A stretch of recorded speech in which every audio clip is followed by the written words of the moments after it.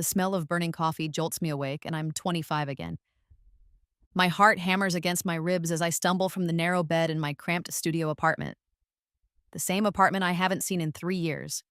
3 years since I died at 28, bankrupt and broken.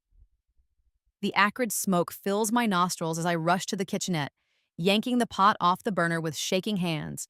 This is impossible. I remember everything: the betrayal, the bankruptcy, the heart attack that killed me in this very room.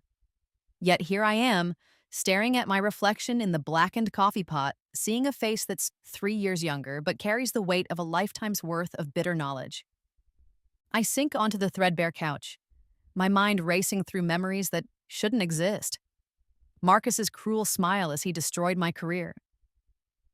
Sarah's cold eyes as she twisted the knife deeper. The slow descent into poverty and despair that ended with me clutching my chest on this very floor, but now I'm back, and I know exactly what's coming. The subway ride to Sterling Corp feels like traveling through a nightmare I've already lived. Every familiar face on the train, every advertisement on the tunnel walls, every screech of the brakes. It's all exactly as I remember from my first life. My palms are slick with sweat as I grip the metal pole, watching the stations blur past. I know what waits for me today. In exactly 43 minutes, Marcus will call me into his office with that predatory grin stretched across his face. He'll hand me termination papers with my own signature forged at the bottom, claiming I leaked confidential data to competitors. The elevator dings as I reach the 32nd floor, and there's Sarah at her desk, typing furiously while shooting me nervous glances. She's wearing the same blue blouse she wore the day they destroyed me, the same silver bracelet that catches the fluorescent light. In her top drawer, hidden beneath a stack of invoices, lies the promotion letter that should have been mine.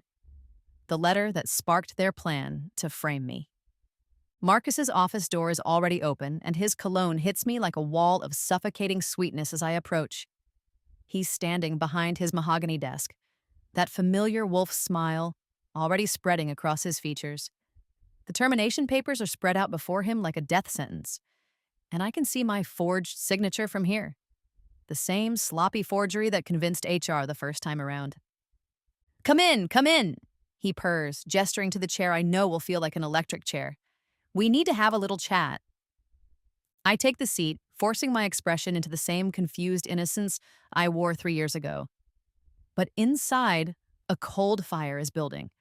The kind of fire that only comes from knowing exactly how this story ends and having the power to rewrite it. Marcus settles into his leather chair with theatrical gravity, his fingers drumming against the desk in a rhythm I remember all too well. I'm afraid we have a serious problem, he begins, his voice dripping with false concern. Here it comes. The accusation. The evidence planted in my computer, the security footage mysteriously corrupted for the exact hours when the real theft occurred. I lean forward slightly, playing my part in this deadly dance. What kind of problem? His smile widens, and for a moment, I see the predator behind the polished executive facade. It appears someone has been sharing our confidential client data with Nexus Industries. Someone with access to high-level project files? The metallic taste of injustice floods my mouth, just as it did before. But this time, I'm ready. This time, I know every move in their playbook. That's terrible, I stammer, matching my original performance perfectly. Do you have any idea who might have done such a thing? Marcus's eyes glitter with malicious satisfaction as he slides the termination papers across the desk. My fake signature stares back at me, a masterpiece of corporate fraud. I'm afraid the evidence points to you. 2 weeks pass in a blur of unemployment applications and sleepless nights, but I'm not panicking like I did the first time. I'm waiting. The phone rings at exactly 2:47 p.m. on a Tuesday, just as I knew it would.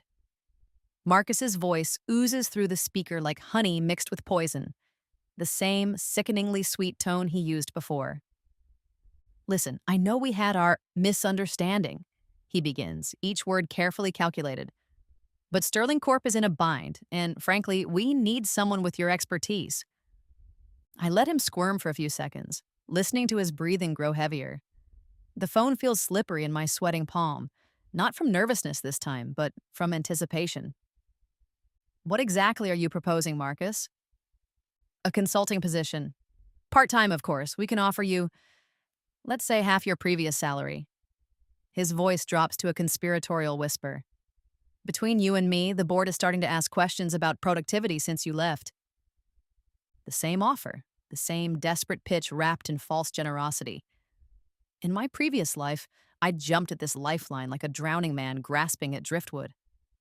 I appreciate the opportunity, I say, injecting just the right amount of grateful desperation into my voice. When would you need me to start? Monday morning, and thank you for being so understanding about everything. Understanding, as if being framed for corporate espionage was just a minor workplace disagreement. After I hang up, I move to my laptop, the screen casting an ethereal blue glow across my dark bedroom. My fingers dance across the keyboard, accessing cryptocurrency wallets that shouldn't exist yet. Wallets filled with digital gold from my knowledge of future market crashes and surges. Bitcoin at $847, I know it hits $67,000 in 18 months. Ethereum still under $30, I know which altcoins will explode and which ones will vanish into digital dust. In my previous life, I'd been too poor and too late to capitalize on any of it. But death has its advantages when you come back with perfect memory. I liquidate another $200,000 worth of holdings, watching the confirmation numbers scroll across my screen. The money transfers into shell companies I've been quietly establishing, each one a weapon waiting to be deployed. My phone buzzes with a text from Sarah. So glad you're coming back. Marcus says you're lucky he's giving you another chance after, he's been telling everyone you're pretty desperate and unstable these days. Just thought you should know what people are saying. See you Monday. Her words sting like paper cuts, each emoji a tiny blade twisted with false friendship. In my previous life, I'd believed she was trying to help me, warning me out of some residual affection from our broken engagement. Now I see the message for what it really is. Psychological warfare designed to keep me grateful and compliant. I stare at her smiling emoji until my vision blurs, remembering how she looked at me during our last fight 3 years ago. Or was it 3 years from now? Time feels fluid when you've died and returned. You never understood what you had, she'd screamed, throwing her engagement ring at my feet. Marcus sees my potential. He values what I bring to the table. What she brought to the table, apparently, was my stolen work and my destroyed reputation. My fingers hover over the keyboard as I craft my response. Thanks for the heads up. Looking forward to working with everyone again. Two could play the emoji game. Monday morning arrives with the same gray Seattle drizzle I remember. Sterling Corp's glass tower looms above me like a crystal prison, its windows reflecting the cloudy sky. I take the elevator to the 32nd floor, my reflection multiplied infinitely in the polished steel doors. The office hasn't changed. Same beige carpet, same fluorescent lighting that makes everyone look slightly jaundiced, same motivational posters about teamwork and excellence that ring hollow in this den of corporate backstabbing. Sarah greets me at reception with a smile that doesn't reach her eyes. She's wearing a new perfume, something expensive that she couldn't afford on her old salary. My stolen promotion is paying for her luxuries. Welcome back to the team, she chirps, her voice pitched just a little too high. Marcus is so excited to have you consulting for us. Consulting. The word tastes bitter on my tongue. I spend the morning in my old cubicle, now labeled as temporary workspace, pretending to review project files I helped create. Around me, former colleagues whisper and glance in my direction. I catch fragments of conversation. Heard he was leaking.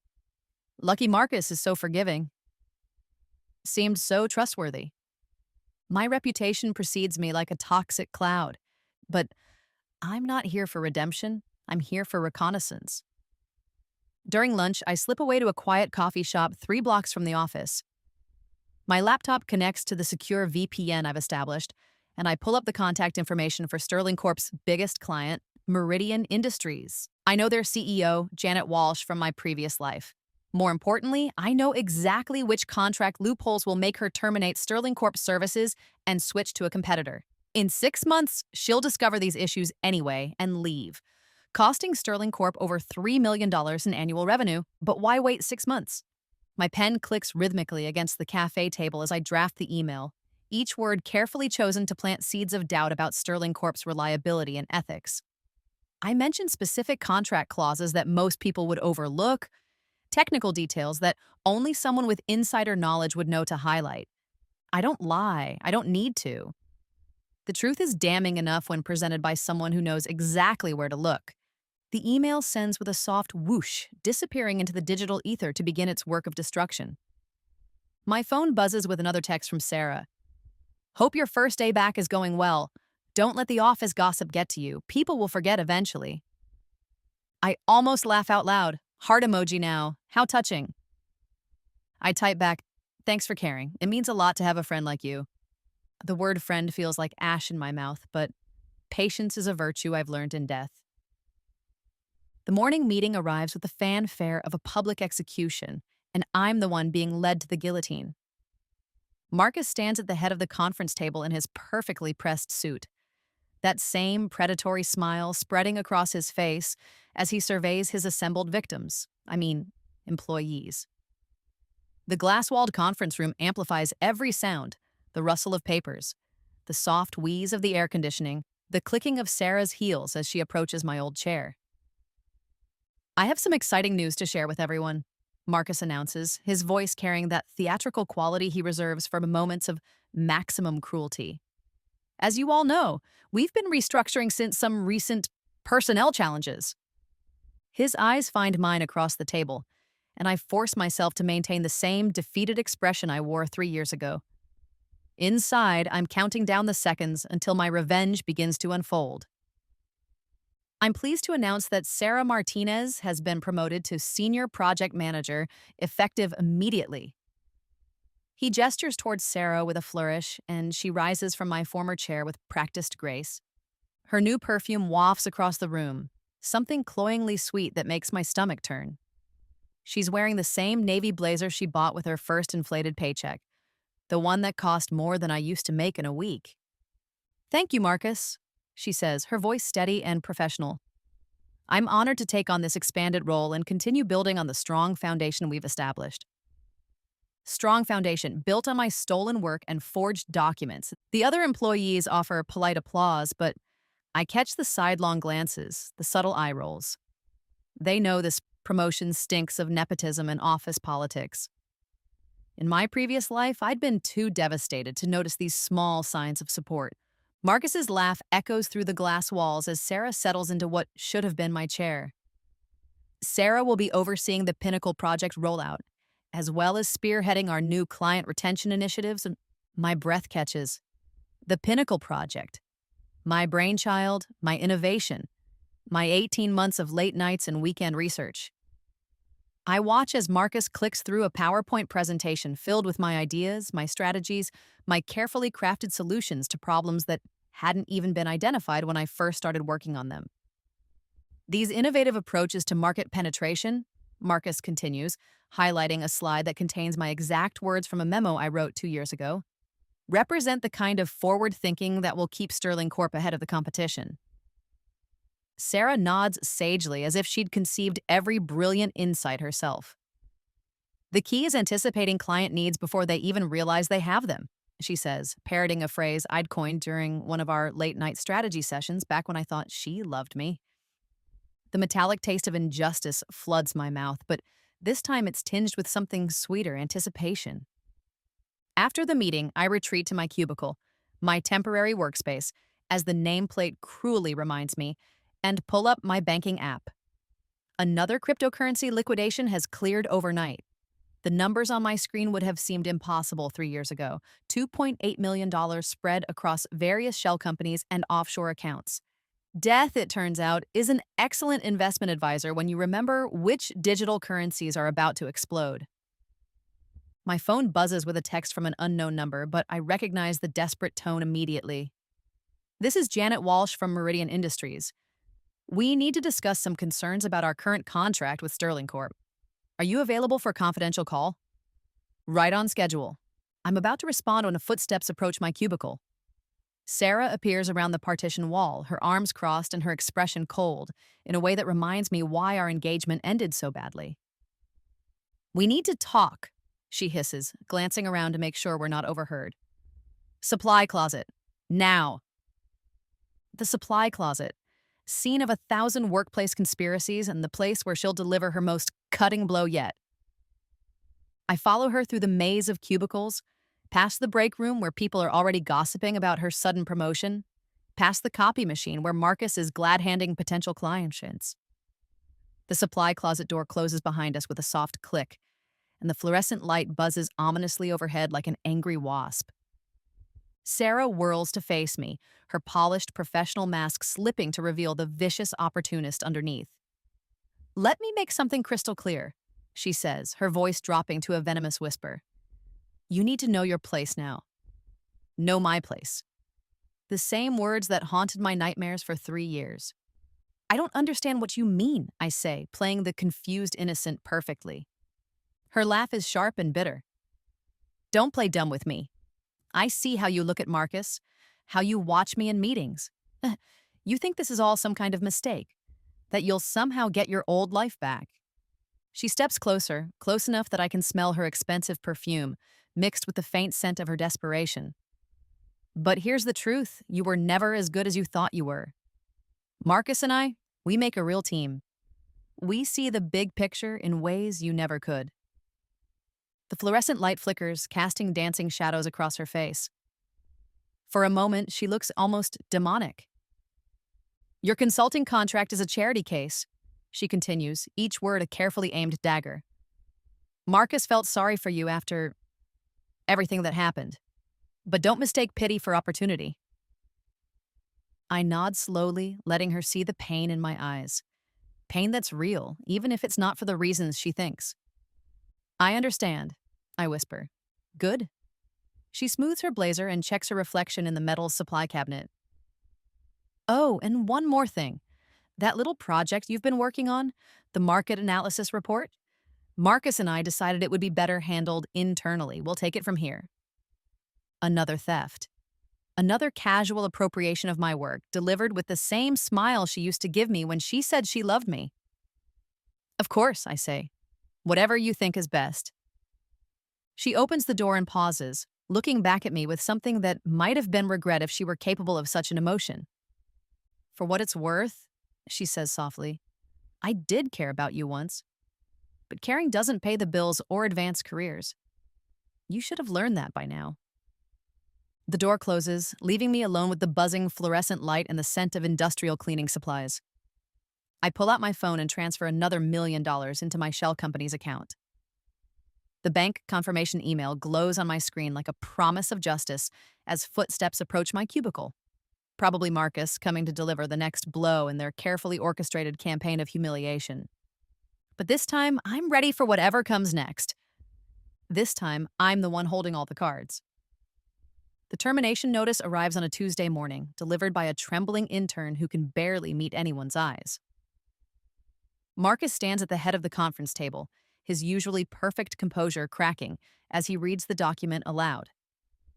"Effective immediately, Meridian Industries is exercising their right to terminate our service agreement due to fundamental concerns about contract compliance and ethical standards." His face drains of color with each word, the paper shaking slightly in his manicured hands. Around the table, department heads exchange worried glances.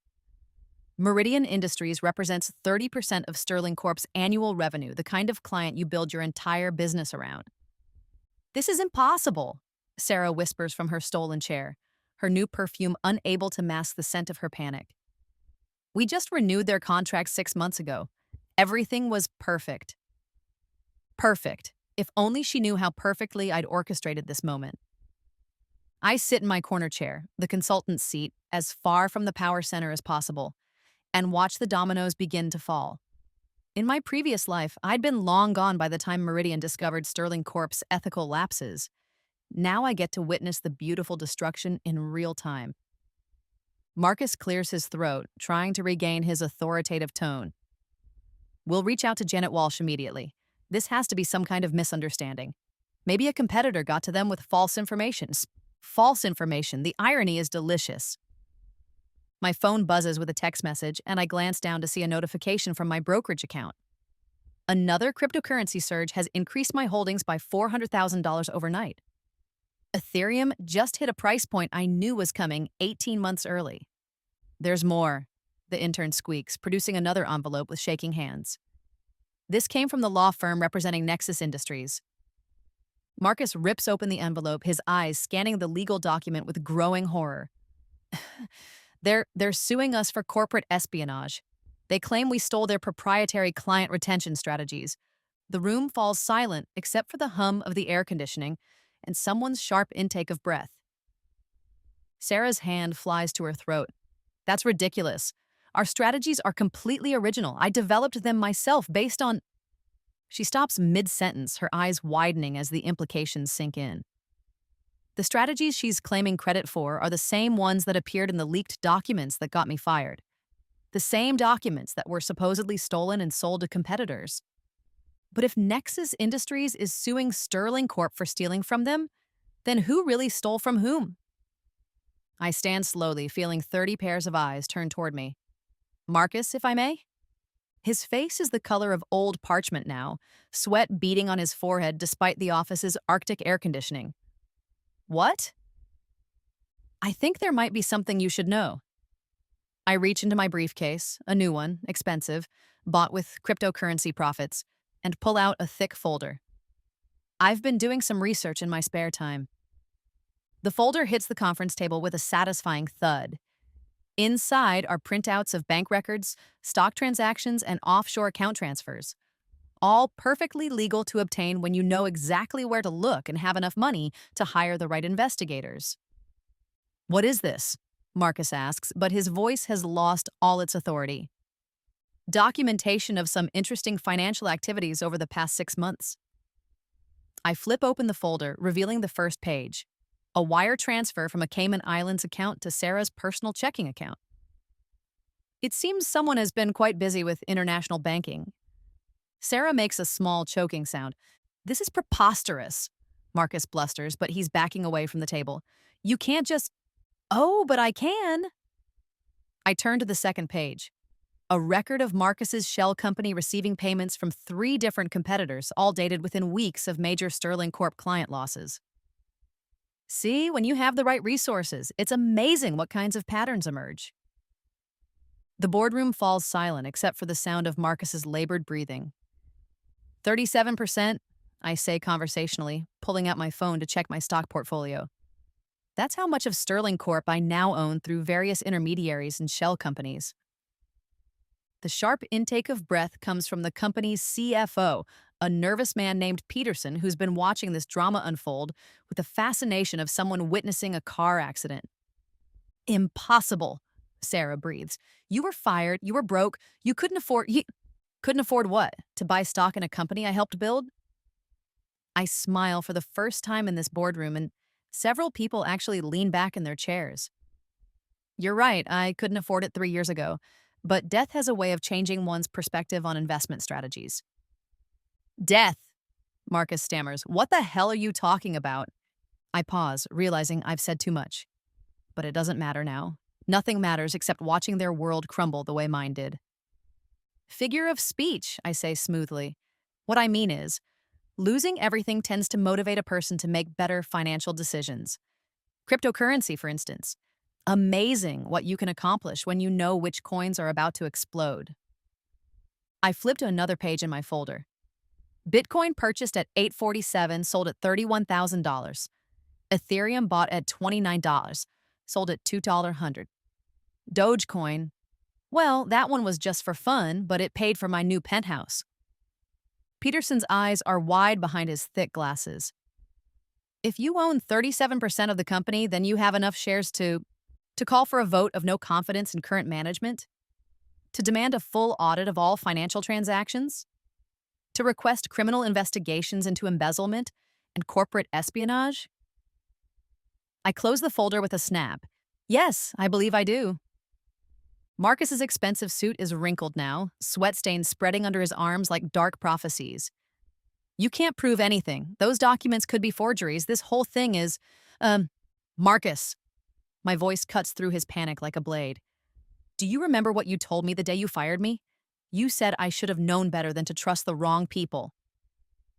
I stand up, straightening my new tie, silk imported, worth more than my old monthly salary. You were right. I did trust the wrong people. But I'm a very fast learner. Sarah's hands are trembling now, her perfectly manicured nails clicking against the mahogany table. This isn't over, she whispers. We'll fight this. You'll what? I gather my folder and briefcase, moving toward the door with leisurely confidence. You'll hire lawyers with what money? Appeal to what authority? Face what jury of your peers? I pause at the doorway, looking back at the two people who destroyed my first life. The board meeting is tomorrow at 9 a.m. I suggest you both bring your resignation letters and lawyers. Definitely bring lawyers. The door closes behind me with a whisper, leaving behind a room full of shocked faces and two people whose carefully constructed house of lies is finally collapsing around them. In the elevator, I check my phone one more time. The stock market has just opened, and Sterling Corp's share price is already falling as news of the Meridian contract cancellation spreads. But my cryptocurrency portfolio continues its steady climb toward the stratosphere. Revenge, it turns out, is not only sweet, it's also quite profitable. The emergency board meeting convenes at exactly 9 a.m. in Sterling Corp's marble-walled boardroom, where mahogany and money have always spoken louder than justice. Until today. I arrive 15 minutes early, spreading my evidence across the polished table like a dealer laying out cards for the final hand. Bank statements, wire transfer records, encrypted email recoveries, security footage, timestamps, every piece of proof I've gathered over the past months gleams under the crystal chandelier. The board members file in with the solemnity of mourners at a funeral, which is exactly what this is. The death of Marcus and Sarah's carefully constructed lies. Peterson, the CFO, takes his seat across from me with wide, nervous eyes. I've reviewed the preliminary documents you sent, he says quietly. If even half of this is accurate. It's all accurate, I reply, opening my laptop to display a spreadsheet that would make a forensic accountant weep with joy. Every transaction, every transfer, every stolen dollar. The boardroom doors swing open with theatrical timing, and Marcus strides in, flanked by two expensive lawyers in identical navy suits. Sarah follows behind them, her face a mask of defiant composure that I recognize from our worst fights. This is a witch hunt, Marcus announces to the room, his voice carrying its old authority despite the sweat stains on his shirt. A vindictive ex-employee with fabricated evidence trying to destroy careers out of spite. One of his lawyers nods sagely. Our client has been the victim of corporate espionage himself. These documents were clearly obtained through illegal means. I smile and press a button on my laptop. The room's projection screen flickers to life, displaying security footage from Sterling Corp's own surveillance system. Footage I legally obtained through my new position as a major shareholder. Fascinating theory, I say conversationally. Let's test it. The video shows Marcus and Sarah in his office after hours, Sarah's hands moving frantically over Marcus's computer keyboard while he watches the door. The timestamp reads 3 days before I was fired. What are we looking at? Asks board chair Helen Morrison, leaning forward with interest. Sarah Martinez accessing confidential client files from Marcus Webb's terminal, I explain, clicking to enhance the image. Files that were later found on my computer, along with evidence of external data transfers. Sarah's composed mask slips for the first time. That's not... We were just... working late? I click to the next video segment. This is you, Sarah, copying files to a USB drive. The same drive that was later discovered in my desk drawer. The lawyers exchange glances. One of them whispers urgently in Marcus's ear, but he waves them off with the arrogance of a man who's never faced real consequences. Circumstantial at best, Marcus says. Video footage can be manipulated, timestamps altered. This proves nothing. I nod thoughtfully and click to my next exhibit. You're right, video can be misleading, but bank records tend to be quite reliable. The screen fills with wire transfer documentation. $127,000 from Nexus Industries to an offshore account registered to Sarah Martinez. $85,000 from Pinnacle Solutions to a shell company owned by Marcus Webb. $43,000 from three other competitors, all dated within weeks of Sterling Corp losing major contracts. The room falls silent except for someone's sharp intake of breath. I think it's Peterson, though it's hard to tell with everyone staring at the screen in horror. These are forgeries, Sarah says, but her voice cracks on the second word. Someone is framing us, just like you framed me? I interrupt gently. Interesting choice of words. I click to my final exhibit, and Marcus's face appears on screen in a video call with Janet Walsh from Meridian Industries. The audio is crystal clear thanks to Sterling Corp's own communication system, which I now have full access to as a major shareholder. Guarantee you'll have no more problems with data security, Marcus is saying to Janet. We've eliminated the source of the leaks. You can trust Sterling Corp to protect your interests going forward. Janet's response is equally clear. And you're certain this employee was responsible for the corporate espionage we've been hearing about? Absolutely. We have documentation proving he sold your proprietary information to our competitors. He won't be bothering anyone anymore. The video ends, leaving the boardroom in absolute silence. Helen Morrison clears her throat.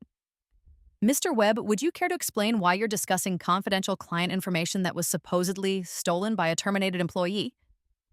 Marcus's expensive lawyers are frantically scribbling notes, but their client has gone pale as marble. That conversation was taken out of context. We were simply assuring our client that you'd successfully framed an innocent employee for crimes you committed yourselves. I stand up, gathering my evidence with deliberate care. The beautiful thing about the truth is that it doesn't need context, it simply is. Sarah finally breaks, her composure cracking like ice in spring. You don't understand, she sobs, mascara streaking down her cheeks. We never meant for it to go this far. It was supposed to be simple. Just a promotion. Just recognition for work we'd already contributed to. Work you'd contributed to? I turn to face her fully. You mean the Pinnacle project? The client retention strategies? The market analysis that saved Sterling Corp $3 million last quarter? We helped develop those ideas, she insists. We were part of the team. We deserved credit. You deserved credit for my 18 months of research, for the nights I spent working while you were out drinking with Marcus, for the innovations I developed while you were planning my destruction. The board members are leaning forward now, drawn into this confession like vultures to fresh carrion. It wasn't supposed to happen like this, Marcus whispers, finally understanding that his carefully constructed world is collapsing. We needed to prove ourselves, to show what we could accomplish without always being in your shadow. So you decided to frame me for corporate espionage, steal my work, and sell actual company secrets to competitors? I shake my head in mock sympathy. That's certainly one way to step out of someone's shadow. Helen Morrison bangs her gavel with the finality of thunder. I've heard enough. The board will now vote on the immediate termination of Marcus Webb and Sarah Martinez, pending criminal investigation. The vote is unanimous, 7-0. Security arrives within minutes, not the same guards who escorted me out 3 years ago, but their younger, more eager counterparts. They move with efficient professionalism as Marcus begs on his knees in front of 20 witnesses, his expensive suit wrinkled and sweat-stained. Please, he gasps, grabbing at my ankles as the guards approach. We can work this out. I can make things right. I can pay back everything, fix all the damage. Just give me a chance. I look down at him with the same cold indifference he showed me the day he destroyed my life. You had your chance, I say quietly. You had 3 years of chances. Sarah is sobbing openly now, her carefully constructed professional image dissolved in tears and running makeup. We were friends once, she pleads. We were going to be married. That has to count for something. It did count for something, I reply. It counted as the perfect way to get close enough to destroy me. The security guards lift Marcus to his feet, his legs barely supporting his weight. As they escort him toward the door, he looks back at me with desperate eyes. This isn't over, he calls out, his voice breaking. I'll fight this. I'll prove you manufactured all of this. The boardroom doors close on his threats, leaving behind only the echo of justice finally served. Helen Morrison approaches me with a folder in her hands. The board has voted unanimously to offer you the position of interim CEO, effective immediately. After what you've uncovered, it's clear that Sterling Corp needs leadership we can trust. I take the folder, feeling its weight like a crown being placed on my head. Outside the windows, Seattle's skyline stretches toward a cloudless sky, and for the first time in 3 years, or is it 3 lifetimes, I allow myself to smile. The gavel's final bang still echoes in my ears, final as thunder, sweet as music. 3 months pass like a fever dream of vindication, and then she appears at my penthouse office door. Sarah stands in the doorway like a ghost of corporate ambitions past, her once perfect appearance now a study in desperation. Her designer blazer hangs loose on her diminished frame, her mascara already streaked with tears that haven't stopped falling since the rain began pounding against my floor-to-ceiling windows. "Please," she whispers, the word barely audible over the storm, "I just need one last chance to explain." One last chance. The phrase that haunted my nightmares during those final months of my first life, when I begged every contact in my phone for exactly what she's asking for now. I don't look up from my computer screen where Phoenix Industries' latest quarterly reports glow with the green numbers of unprecedented success. Sterling Corp died 3 months ago, not in bankruptcy, but in rebirth. New name, new leadership, new ethical standards that I've implemented with the zealousness of a convert. Explain what exactly? I ask, my fingers continuing to type as rain drums against the glass behind me. How you forged documents to frame me? How you sold company secrets while accusing me of espionage? How you stole 3 years of my work and called it your own innovation? She steps into the office, uninvited, her heels clicking against the marble floor with the rhythm of a funeral march. I know I can't undo what we did, but I need you to understand. I understand perfectly. I finally look up, taking in her hollow cheeks and desperate eyes. You understood that Marcus could give you things I couldn't. A bigger salary, a better position, a faster climb up the corporate ladder. And I was just collateral damage in your career advancement strategy. The rain pounds harder against the windows, turning the city below into a watercolor blur of lights and shadows. Sarah wraps her arms around herself, shivering despite the office's warmth. It wasn't supposed to destroy you, she says, her voice cracking. We thought you'd find another job, start over somewhere else. We never imagined. You never imagined I'd die alone and broke in a studio apartment? The words slip out before I can stop them, and Sarah's eyes widen with confusion. Die? What are you talking about? I turn back to my computer, cursing my slip of the tongue. Figure of speech, you never imagined you'd destroy me completely. But the damage is done. Sarah steps closer, studying my face with the intensity she once reserved for analyzing market trends. There's something different about you, she says slowly. Ever since you came back to Sterling Corp, you've been... It's like you knew exactly what was going to happen, like you'd seen it all before. The rain continues its relentless assault on the windows, and I find myself remembering another storm, the one that raged outside my apartment window the night I died, drowning out the sound of my final heartbeat. My phone buzzes with a voicemail notification. I don't need to check to know it's Marcus, calling from whatever unemployment line he's standing in today. He's left 17 messages since his termination, each one more desperate than the last. Marcus has been calling you too, hasn't he? Sarah asks, following my glance to the phone. He's completely broken. Lives in a one-bedroom apartment in Tacoma now, can barely afford groceries. He keeps saying you destroyed his life. I gave him exactly what he gave me, I reply without emotion. Justice tends to be symmetrical that way. Sarah's sob echoes off the marble walls. We know we deserve this. We know we brought it on ourselves, but please, can't you find it in your heart to... To what? Forgive you? Forget 3 years of hell? Pretend that watching me suffer didn't bring you both joy? I stand up from my desk and walk to the windows, watching the rain turn the street below into a river of reflected neon. In the glass, I can see Sarah's reflection behind me, broken and pleading. I loved you once, I say quietly. Did you know that? Even after everything, the betrayal, the lies, the systematic destruction of my reputation, I still loved you, right up until the moment my heart stopped beating. Your heart. Sarah's voice is barely a whisper. You keep talking like you actually died, like this is all some kind of second chance. I turn to face her, and for a moment, I consider telling her the truth. About the studio apartment, about the heart attack, about waking up 3 years younger with perfect memory of a future that hadn't happened yet. Instead, I walk to my desk and press the intercom button. Security, I need an escort for an unwelcome visitor. Sarah's face crumples like paper thrown into fire. Please, don't do this. I'll leave. I won't bother you again. I just needed to. You needed to what? Ease your conscience? Make yourself feel better about destroying an innocent person? Find some way to live with what you've done? The office doors open and two security guards enter, professional, efficient, unmoved by the drama unfolding before them. I'm sorry, Sarah whispers as the guards approach. I'm so sorry for everything. I watch them escort her toward the elevator, her broken sobs echoing through the marble corridors of Phoenix Industries. As the elevator doors close, I catch one last glimpse of her face.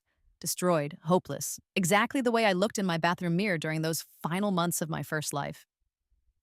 The rain continues to pound against the windows, washing away the city's sins and preparing the world for whatever comes next. I return to my desk and delete Marcus's voicemails without listening to them. Outside, lightning illuminates the Seattle skyline in brief, brilliant flashes that remind me of the moment between heartbeats, the space between one life and the next. Tomorrow, Sarah and Marcus will meet in the lobby of what used to be Sterling Corp., now Phoenix Industries. They'll prostrate themselves one final time, begging for mercy they never showed me. And I'll speak one word that will seal their fate forever, but that's tomorrow's drama. Tonight, I have quarterly reports to review and a company to build on the ashes of their ambitions. The rain pounds on, relentless as justice, cold as revenge, cleansing as rebirth. 5 years later, jasmine tea steams in my corner office as I watch the sunrise paint Seattle's skyline in shades of gold and amber. The morning light filters through floor-to-ceiling windows that once reflected my desperation, now revealing a city transformed. Or perhaps it's me who's transformed, and the city simply looks different through eyes that have seen death and returned. The same Space Needle pierces the same sky, but somehow everything feels lighter now, touched by the warm glow of hard-won peace. My assistant's soft knock interrupts the meditation. Your quarterly reports, Mr. Lawson, she says, entering with a warm smile that I've learned to trust over these 5 years. Elena Martinez, no relation to Sarah, though the surname gave me pause when I first hired her, is everything Sarah pretended to be. Brilliant, ethical, genuinely kind. She earned her position through merit, late nights of innovative thinking, and the kind of integrity that makes Phoenix Industries a place where good people want to work. Thank you, Elena. I accept the leather portfolio, noting how her eyes light up with pride as I open it. The employee satisfaction scores came back, she says, settling into the chair across from my desk. 93%, that's the highest in the company's history. 93%. When I took over Sterling Corp's corpse and resurrected it as Phoenix Industries, employee satisfaction barely reached 40%. Now people actually want to come to work, knowing their contributions matter and their ideas won't be stolen by ambitious supervisors. I flip through the financial reports, each page telling the story of ethical business practices that actually work. Revenue up 47% from last year. Client retention at an industry-leading 96%. 0 lawsuits, 0 ethical violations, 0 employees destroyed by corporate politics. The morning news wants to interview you again, Elena mentions casually. Something about your revolutionary approach to corporate leadership. Through my window, I can see the KOMO4 news building where they're probably preparing another segment about Phoenix Industries' meteoric rise. They love the story. Young CEO resurrects failing company through innovation and integrity. But they don't know the real story. They don't know about the apartment, the heart attack, the impossible second chance. Tell them I'm honored but too busy building the future to discuss the past, I say, sipping my jasmine tea.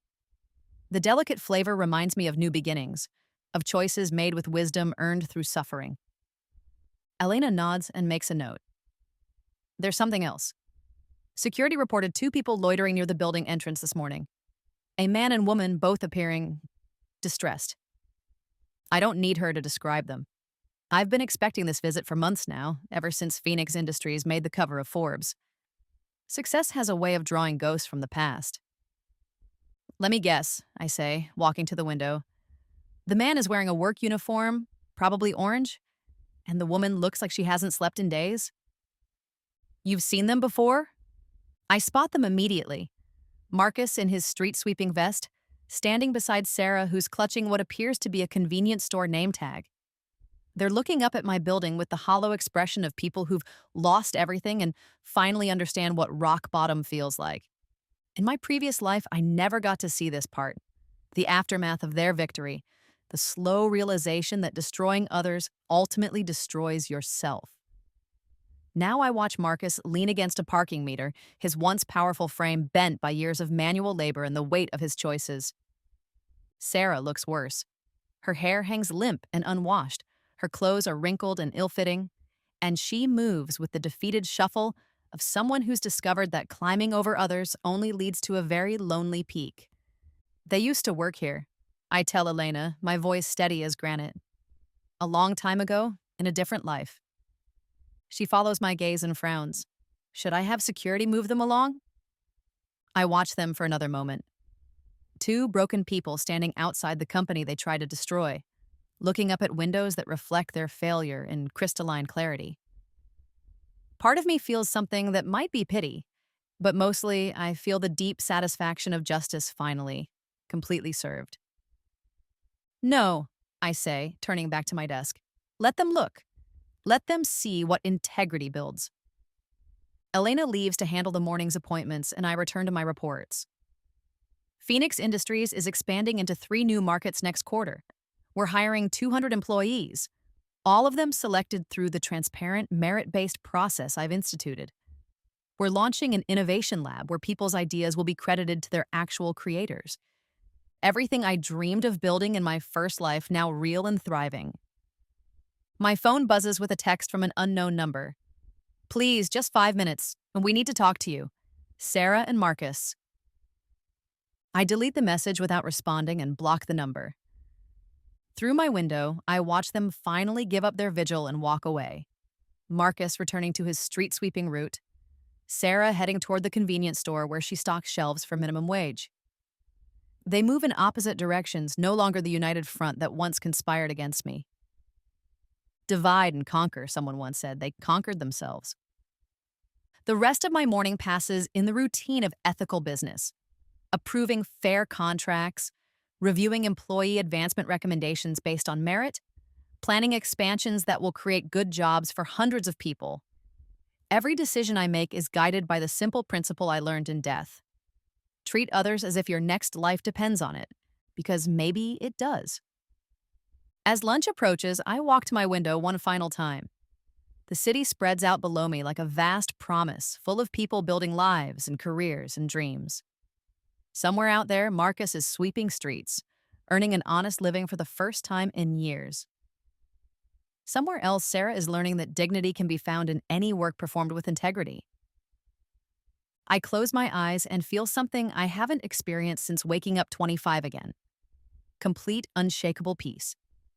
The weight of revenge, carried for 5 long years, finally lifts from my shoulders like morning mist touched by sunlight. Justice has been served, lessons have been learned, and the future stretches ahead bright with possibility. Sometimes the best victory isn't crushing your enemies. It's simply moving forward and building something better than what they try to destroy. I return to my desk, pick up my jasmine tea, and begin planning tomorrow's innovations. The past is finally truly past.